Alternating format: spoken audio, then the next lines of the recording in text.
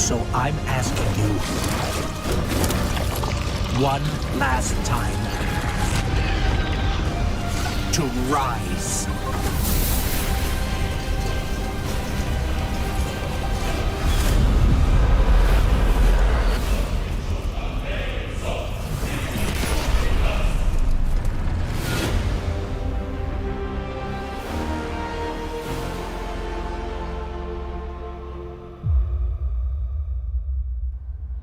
Hello everyone and welcome back to Destiny. Today Bungie held their Destiny 2 showcase where we got a look at the final shape, Destiny 2's next expansion, and the conclusion of the 10-year Light and Darkness saga. The show opened with the cinematic you're seeing before you. It shows our Guardian venturing inside the Traveler where we see the Pale Heart, a new destination made up of iconic places from the last 10 years of Destiny. We see places like the Plague Lands, we see Venus, and most notably we see the original Destiny 1 tower. The Pale Heart changes and becomes weirder the closer you get to the center, which is what houses the Witness's monolith, no doubt where our final showdown with the Witness will take place. The Witness also has new darkness power wielding subjugators, which are the new enemy type. They're like these mini Rogue looking dudes that use strand and stasis powers against you.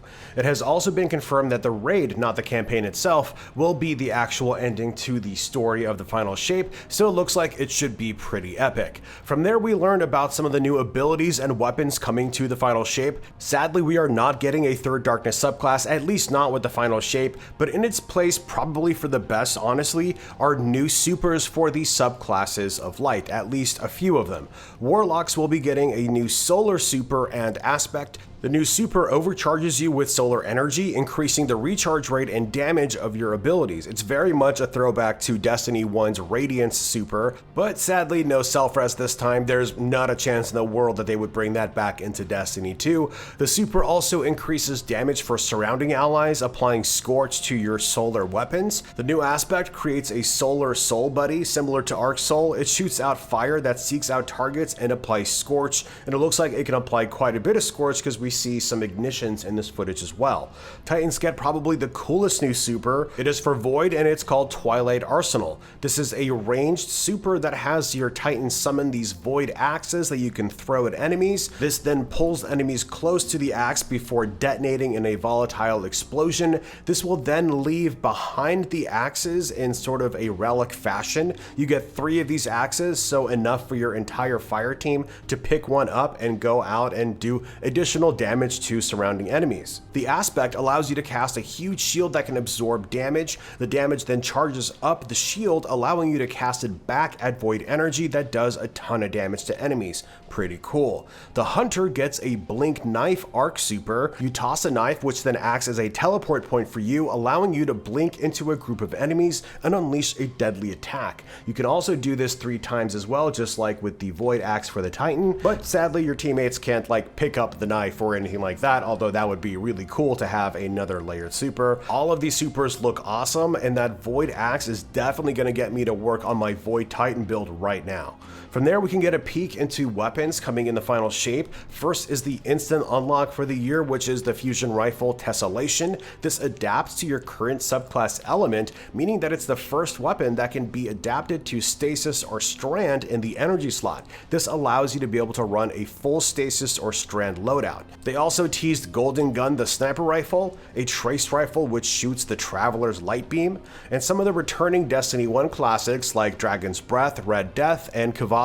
We are also getting 2 new weapon subfamilies for legendary quality. The first is a special weapon sidearm that shoots mini rockets. This looks very similar to the Forerunner, so it's like they make that into a legendary archetype. Next is a subfamily for auto rifles that can seamlessly switch between damaging enemies and healing allies. It's really cool to see more ability effects work their way into weapons. It really ups the space magic fantasy, and I'm all about it. From there, we get a peek into Season 22, which starts today, Season of the Witch. It looks like we finally have to deal with Xivu Arath one way or another, and we're going to be basically turning the tides against her. We have Eris, who has now undergone this transformation that has turned her into a hive god that allows her to gain the power that we would have been feeding Xivu Arath. I'm not sure how good of an idea it is to build up Eris to be more powerful than freaking Xivu Arath, but at least the activities look really cool this time around. They are definitely building on the roguelike mechanics from last season's deep dive. This time you can collect cards of different buffs called the Deck of Whispers. You can then activate these cards during your activities to get you different bonuses. This time we have 2 new activities, Savathûn's Spire and Altar of Summoning. Savathûn's Spire is a 3-man offensive which has different sections and randomly generated encounters. Sounds like a cross between Dares of Eternity and Deep Dive, so that should be kind of like the main driver to grind out most of your stuff. The second activity, Altar of Summoning, kind of sounds like Archon's Forge or Blind Well. This is where you can make an offering of different rarities and have increasing difficulties of encounters. This will allow you to stay and participate for as long as you want, as long as you have offerings to give, and then you can leave when you're done. We also have confirmation of the returning raid, which is Crota's End. We don't have much info on what has been changed up, but it's awesome to see the Age of Triumph version of the armor back with the glowing ornaments. I hope they also retroactively add these back into King's Fall and Vault of Glass, since they did make those glowing armor sets for Age of Triumph. So we don't know if we're going to be getting that. If there has been a confirmation since the posting of this video, definitely let us know down below. After that, we got a peek into what the Year 7 structure of Destiny 2 will look like. Instead of the 4 seasons we know now, we will be getting 3 episodes. Each episode will be sort of like a season, bringing in new quests, loot, missions, challenges, and offer some unique self-contained stories, allowing the episodes to be played in any order that the players choose. The 3 episodes are titled Echoes, Revenant, and Heresy, and will deal with the fallout of the end of the Light and Darkness saga. Each of the episodes are further broken down into a 3-act structure, which are updated every 6 weeks. That means there's going to be new missions and new loot injected into the game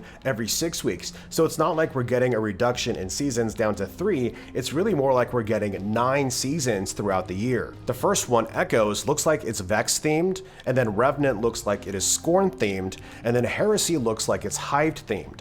It looks like these will be setting up 3 major enemy types that will be facing over the next few expansions of Destiny 2. I think this is actually a fantastic way of storytelling because it allows them to lay a foundation for the next saga that can be experienced independently and not require players to have to go back to previous seasons and catch up. And that pretty much wraps things up. We didn't get a name or even confirmation of the next major expansion, so we will have to wait and see if episodes are the future forever for Destiny 2 or if we can expect another major annual release next year. Let me know what you thought of the reveal down below. I'll be breaking things down in much more detail as we pick things up from the press kit and the website and other places, so stay tuned for more highlights and cool things as we go later this week. Like and subscribe and hit the bell so you don't miss out. Thanks for watching, and I'll see you next time. So I'm asking you one last time to rise.